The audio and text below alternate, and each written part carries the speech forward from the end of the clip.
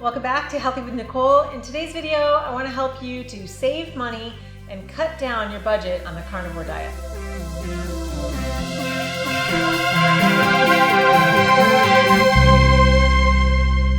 Well, a lot of people are into eating steaks on the carnivore diet, and I realize that's not always the most cost effective, even though it's really good, and I like that too. So there's different ways to manipulate this diet as far as cost. Obviously, the probably higher end of the diet is going to be eating grass-fed and finished steaks every day. And those are going to be probably the most expensive things. If you want to get into the grass-fed and grass-finished for most of your food, then you're probably going to pay a little bit more. And there's nothing wrong with that. You know, overall, you're going to spend a lot more on plant-based diets and other foods and keto foods and treats. So you're going to spend more money on any other diet than you would carnivore diet, in my opinion. Unless you eat out, then you probably spend a lot on that too. But if you're cooking at home for most of your meals, even just eating meat every day is probably cheaper than what you used to do. So there's that. And then we think about, okay, so maybe steaks is like the highest expense, right? Especially if it's grass-fed and finished steaks. That's probably going to be your more expensive food. If you want to stay on the grass-fed and finished, then you can always downgrade to ground beef. You can go bison. You can also go with lamb. Lamb is naturally grass-fed and finished. In some cases, it's going to be more expensive, like rack of lamb, but you can find lamb chops and shoulder and things like that that are a little less. And also buying in bulk. So if you have the ability to buy in bulk, you can share half a cow with somebody. That will cut down on cost significantly if you have the freezer space. But those are initially big investments, and we don't all have a ton of money to plunk down on a cow.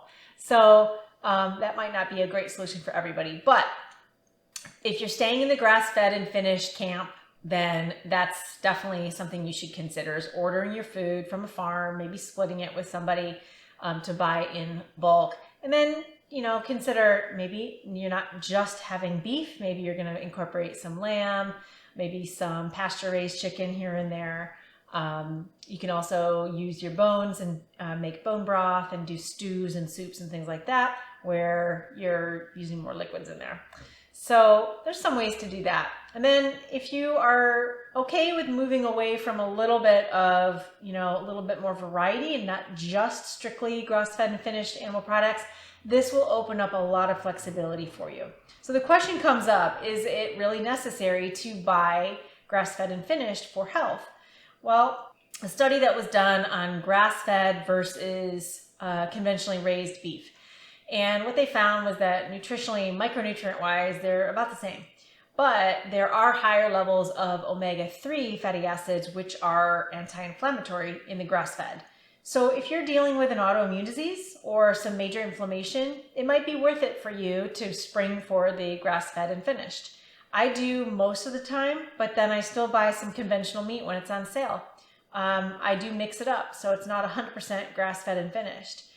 I'm okay with that. So it really depends on you and how you feel about it. I purchased the grass-fed and finished because I want to support regenerative farming more for an environmental issue, but I like the added benefit that it has a lot more omega-3s.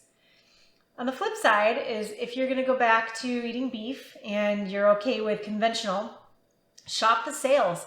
The sales, if you're going for steaks, that's going to be the more expensive version of beef, conventional beef.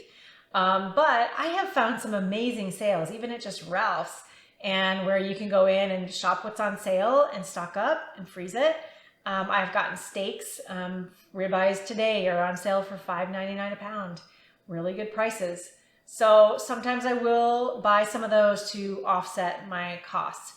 Also, ground beef is super inexpensive and you can buy it in bulk. And then incorporating a little bit of pork. Pork is not my favorite because of the omega fatty acids. I'd rather get more from beef. Ruminant animals are going to be your most nutritious, and pork, you know, pigs are not. So I use that one kind of last. Even though I love bacon, I don't really make it a daily thing for me. Eggs. Eggs are probably one of the most inexpensive foods that you can get really high quality. So your highest end eggs are, you know, like I buy the Vital Farms eggs, and they are probably the best quality in my opinion. and they are super inexpensive. I think the most expensive eggs I found was $6 or $7 for a dozen. So by egg standards, that's the most expensive. But if you look at it, how many meals can you get out of a dozen eggs? For me, probably 4. So eggs are very inexpensive. Another thing that you can do is add in some seafood. I like sardines, and those are $1 a tin. So a lot of times I'll have eggs for breakfast, maybe some sardines for a snack, and then a steak for dinner, something like that. So it doesn't really have to be that expensive. And I know a lot of people are afraid that they can't do the diet because they won't be able to afford it. But it's been my experience that you can do very well on a carnivore diet and even health-wise on conventional meats and still be far better off than you are on a plant-based diet or on the standard American diet just by eating conventional animal products. So those are my tips. I'm sure you have more for me. My carnivores out there that are watching, comment below. Tell us how you save money on the carnivore diet. We'd love to hear your thoughts as well. If you like that video, give it a thumbs up and subscribe, share the video out. See you